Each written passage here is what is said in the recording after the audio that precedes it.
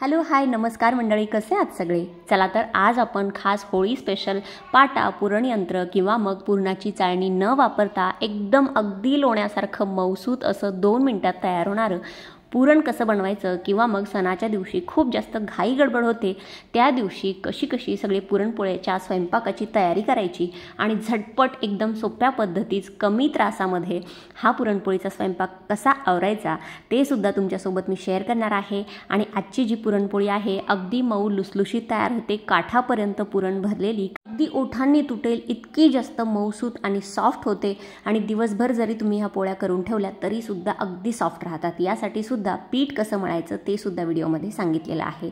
वेगळी पद्धत आहे, यूट्यूबवर तुम्हाला पहिल्यांदा ही पद्धत बघायला मिळेल। चला तर पटकन व्हिडिओला सुरुवात करूया। व्हिडिओ शेवटपर्यंत बघा, खूप साऱ्या टिप्स व्हिडिओमध्ये तुमच्यासोबत शेअर केलेल्या आहेत। सगळ्यात अगोदर ज्या दिवशी पुरणपोळीचा बेत असतो त्या दिवशी सगळ्यात अगोदर पहिलं काम जे करायचं ते म्हणजे पुरण तयार करायचं। बाकीच्या गोष्टी नंतर होतात, पण सगळ्यात जास्त वेळखाऊ काम जे आहे ते म्हणजे पुरण तयार करणे। त्यासाठी मी इथे 1 कप म्हणजे जवळपास 250 ग्रॅम 1 पाव इथे चणा डाळ किंवा हरभऱ्याची डाळ घेतलेली आहे। सगळ्यात अगोदर कुकरमध्ये 1 कप ही चणा डाळ घालून आपण 2 ते 3 वेळेस स्वच्छ पाण्याने अशा पद्धतीने धुवून घेणार आहोत। चणा डाळीला दुकानांमध्ये जेव्हा आपण किराणा दुकानातून आणतो त्याला थोडीशी पावडर वगैरे लावलेली असते, कारण चणा डाळीला कीड लागू नये म्हणून, तर ती 2 ते 3 वेळेस स्वच्छ धुणे आवश्यक असते। 2 ते 3 वेळेस चणा डाळ किंवा हरभऱ्याची डाळ धुवून घेतल्यानंतर ह्याच्यामध्ये मी 3 ते 3.5 पट पाणी घालत आहे। 1 कप चणा डाळ होती तर मी इथे 3.5 कप पाणी घातलेलं आहे। तुम्ही 2.5 ते 3 कप सुद्धा घालू शकता, पण मला जी कटाची आमटी बनवायची त्याच्यासाठी थोडंसं पाणी शिल्लक हवंय म्हणून मी इथे पाणी थोडंसं जास्त घातलेलं आहे। तर 1 कप चणा डाळीसाठी तुम्ही 3 कप पाणी घालू शकता। मी आज 3.5 कप वापरलेलं आहे। त्यानंतर आपण कुकरमध्ये घातलेली आहे अर्धा चमचा हळद, त्यामुळे आपल्या चणा डाळीला छान रंग येतो, पुरणाला सुद्धा छान रंग येतो। त्यानंतर 1 चमचा साजूक तूप घातलेला आहे। तुपामुळे आपली जी डाळ आहे एकदम मऊसूत शिजायला मदत होते आणि बऱ्याच वेळेस कुकरच्या झाकणातून जे पाणी येतं ते सुद्धा तूप घातल्यामुळे येत नाही। तुम्ही तेलाचाही वापर करू शकता, पण तुपामुळे पुरणाला छान फ्लेवर येतो म्हणून मी आज तुपाचा वापर केलेला आहे। त्यानंतर मोजून 6 ते 7 शिट्ट्या होईपर्यंत आपण लो टू मीडियम फ्लेमवरती ही जी चणा डाळ आहे कुकरमध्ये शिजवून घेणार आहोत। बरोबर 6 ते 7 शिट्ट्यांमध्ये आपली चणा डाळ व्यवस्थितपणे छान शिजते। पूर्ण कुकरची वाफ गेल्यानंतर तुम्हाला चणा डाळ मी किती शिजली आहे व्यवस्थितपणे ते दाखवते। इथे बघू शकता चमच्यामध्ये, आणि हाताने बोटाने चेक करून बघायचं। बघू शकता एकदम छान मऊसूत आणि बोटचेपी होईपर्यंत ही डाळ शिजलेली आहे। अजिबात त्याच्यामध्ये हरभऱ्याच्या डाळीचा कण लागला नाही पाहिजे। जितकी मऊ तुमची ही डाळ शिजेल ना तेवढं तुमचं पुरण छान लोण्यासारखं तयार होतं, पोळी अजिबात फुटत नाही। त्यासाठी व्यवस्थित 6 ते 7 शिट्ट्या होईपर्यंत ही डाळ शिजवून घ्यायची। बघू शकता एकदम सॉफ्ट इथे आपली डाळ शिजलेली आहे। आता ह्याच्यामध्ये जे पाणी आहे ते आपण कटाच्या आमटीसाठी वापरणार आहोत, तर त्यासाठी मी एक चाळणी घेतलेली आहे। चाळणीमध्ये सगळी पुरणाची डाळ घालून घ्यायची। त्यानंतर खाली बाउलमध्ये बघू शकता जे डाळीचं हरभऱ्याच्या किंवा चणा डाळीचं जे पाणी आहे, शिजवलेलं पाणी जे आहे, तर ते पाणी आपण वापरणार आहोत कटाच्या आमटीसाठी। यामुळे कटाच्या आमटीला एक मस्त अशी चव येते। कटाच्या आमटीसाठी हे पाणी आवश्यकच आहे, याशिवाय कटाची आमटी अपूर्ण आहे असं मला तरी वाटतं, कारण ह्याच्याशिवाय ती बनतच नाही। त्यानंतर आपण एक्स्ट्राचं शिल्लकचं सगळं पाणी अशा पद्धतीने काढून घेणार आहोत, कारण जर डाळीमध्ये पाणी राहिलं तर पुरण शिजायला वेळ लागतो, ही सुद्धा गोष्ट इथे लक्षात ठेवा। त्यामुळे बऱ्यापैकी पाणी आपण चणा डाळीचं अशा पद्धतीने चाळणीतून काढून घेणार आहोत। त्यानंतर आजच्या आपल्या पुरणपोळीचं वैशिष्ट्य म्हणजे आज आपण पाटा, पुरणयंत्र किंवा जी पुरणाची चाळणी असते त्याचा अजिबात वापर करणार नाही आहोत। आज आपण फक्त 2 मिनिटाच्या आत पुरण इथे बारीक कसं करायचं ते बघणार आहोत। त्यासाठी मी घेतलेलं आहे मिक्सरचं मोठंसं जार, आणि त्यामध्ये आपण ही चणा डाळ घातलेली आहे। 1 ते 2 चमचा चणा डाळ घालायची। गरम आहे, कोमट आहे चणा डाळ। त्यामध्ये आपण 1 कप घालणार आहोत बारीक चिरून घेतलेला गूळ।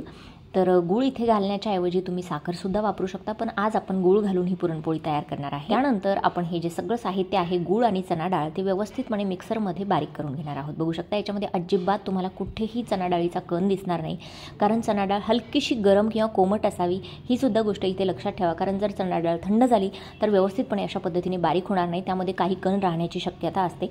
त्यासाठी तुम्ही ना हे जे पुरण आहे मिक्सरमधून काढून घेतलेलं एकदा चाळणीतून गाळून घेऊ शकता, पण मला आज अजिबात आवश्यकता वाटत नाहीये। चणा डाळ आणि गुळाचं मिश्रण आहे ते आपण दोन्ही सोबत मिक्सरमध्ये काढल्यामुळे गूळ सुद्धा चणा डाळीमध्ये व्यवस्थितपणे मेल्ट होतो, विरघळतो। नंतर कढईमध्ये बरेच जण गूळ घालतात, साखर घालतात, त्यामुळे काय होतं थोडासा वेळ लागतो पुरण शिजायला। त्यासाठी आपण चणा डाळ आणि गूळ सोबतच मिक्सरमध्ये फिरवून घेतल्यामुळे आपला टाईमही वाचलेला आहे आणि व्यवस्थितपणे छान हे दोन्ही एकत्र ब्लेंड होतं। अजिबात चणा डाळीचे कण याच्यामध्ये राहत नाही आणि एकदम लोण्यासारखं पुरण इथे तयार होतं। त्यानंतर आपण ही जी पॅन आहे, कढई आहे, गॅसवरती ठेवलेली आहे। बघू शकता सुरुवातीला तुम्हाला हे जे पुरण आहे एकदम पातळ दिसत असेल, पण जसं जसं हे शिजत जाईल तसं तसं आपलं पुरण घट्ट व्हायला सुरुवात होते.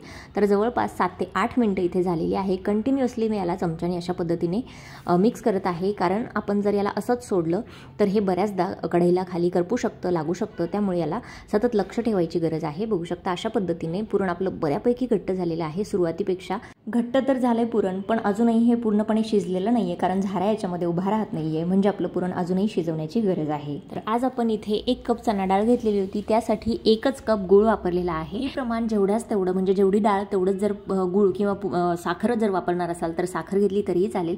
जेवढ्याच तेवढं प्रमाण वापरलं तर मस्तपैकी एकदम गोडसर अशी पुरणपोळी तयार होते. तर कंटिन्यू याला 12 ते 14 मिनिटं मी शिजवून घेतलेला आहे. आणि बघू शकता हा जो झारा आहे तो याच्यामध्ये असा उभा केल्यानंतर एकदम व्यवस्थितपणे आपलं पुरण शिजलेलं आहे हा झारा सांगतो. कारण कुठलाही झारा, चमचा असू द्या, लाकडी चमचा असू द्या, पुरणामध्ये अशापैकी खोचून बघायचा.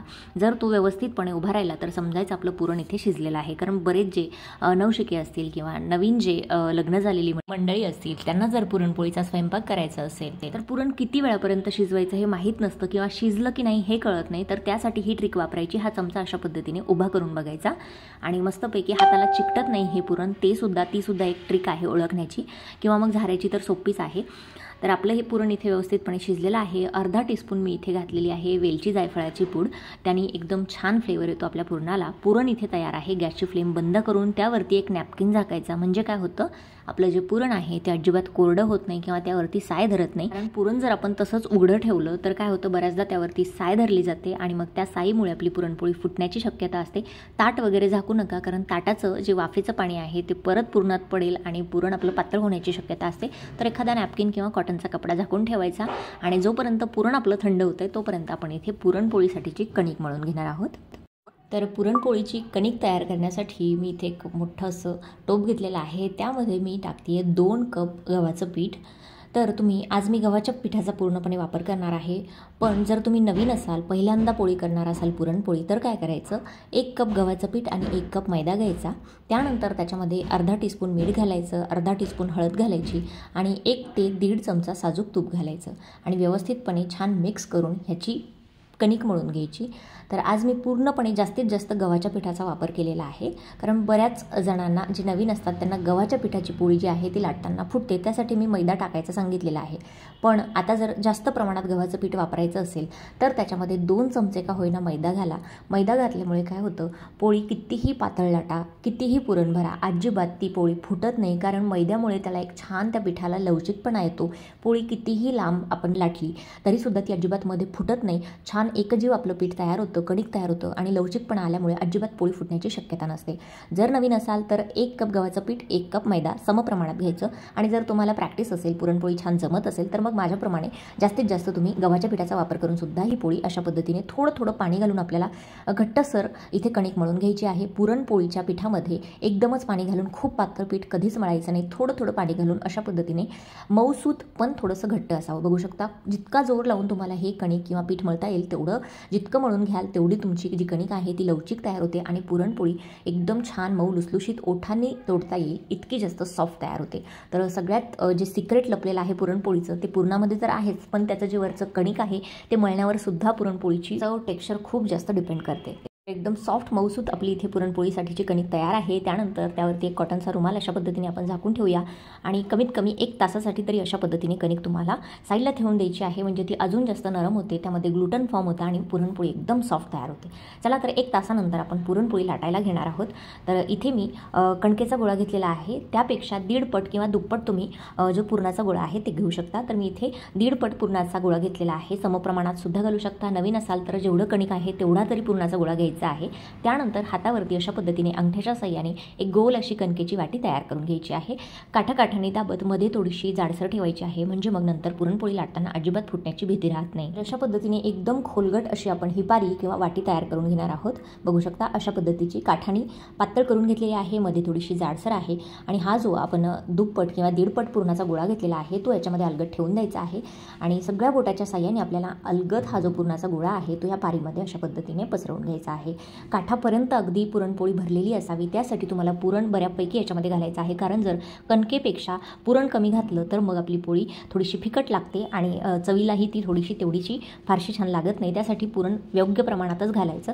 त्यानंतर पुरण घातल्यानंतर थोडंसं कोरडं पीठ ह्याच्यावरती घातलेलं आहे आणि ही जी वाटी आहे ती गोल बंद करून त्याच्या तोंडाशी जे पीठ आलेलं असतं, कणिक आलेलं असतं, ते एक्स्ट्राचं कणिक आपण काढून घेतलेलं आहे. त्यानंतर हातावरती थोडंसं कोरडं पीठ घेऊन आपण अशा पद्धतीने बोटाच्या साहाय्याने व्यवस्थितपणे पुरण सगळीकडे पसरवून घेणार आहोत आणि त्यानंतर लाटण्याच्या साहाय्याने तुम्हाला एकदम हलक्या हाताने पुरणपोळी छान मस्तपैकी अशा पद्धतीने लाटून घ्यायची आहे. पुरणपोळी लाटताना पिठाचा वापर जेवढा कमी कराल तेवढी पुरणपोळी जास्त वेळापर्यंत सॉफ्ट आणि मऊसूत राहायला मदत होते. जर तुम्ही भरपूर असं कोरडं पीठ लावून जर पुरणपोळी लाटली तर ती छान होईलही, व्यवस्थित फुलेलही, पण 1 ते 2 तासानंतर तुमची पुरणपोळी वातड होते, कारण त्याला भरपूर असं कोरडं पीठ लावलेलं असतं. त्यामुळे अगदी कमीत कमी पिठाचा वापर तयार करून अशा पद्धतीने एकदम हलक्या हाताने पुरणपोळी लाटून घ्यायची आहे. तर पुरणपोळी इथे लाटून तयार आहे. पुरणपोळी भाजण्यासाठी तवासुद्धा मध्यम आचेवरती मी मस्तपैकी गरम करून घेतलेला आहे. तव्याची जी फ्लेम आहे, गॅसची फ्लेम आहे, ती सुद्धा बऱ्यापैकी लो टू मीडियम असावी. एकदम मंद गॅसवरती जर पुरणपोळी भाजायला घेतली तर पुरणपोळी आपली व्यवस्थितपणे छान पटकन फुलत नाही आणि मग त्याची चवही गेल्यासारखी होते. आणि लो फ्लेमवर जर आपण ही पुरणपोळी भाजायला घेतली तर ती बऱ्यापैकी वातट होण्याची शक्यता असते. तर लो टू मीडियम फ्लेमवरती आपण ही पुरणपोळी छान अशा पद्धतीने भाजून घेणार आहोत. एक साईड, खालची साईड भाजल्यानंतर दुसऱ्या साईडला मी पुरणपोळी आपली टर्न करून घेतलेली आहे आणि पुरणपोळी बघू शकता एकदम छान टम्म फुगायला सुरुवात झालेली आहे. एकदम मस्त सॉफ्ट, मऊ, लुसलुशीत आणि ओठांनी चावता येईल एवढी जास्त सॉफ्ट अशी पुरणपोळी तयार होते. तर पुरणपोळी भाजत आल्यानंतर त्यावरती मस्तपैकी साजूक तुपाची धार सोडायची आहे. तेलही लावू शकता, पण तुपामुळे पुरणपोळीला एक मस्तपैकी स्वाद येतो.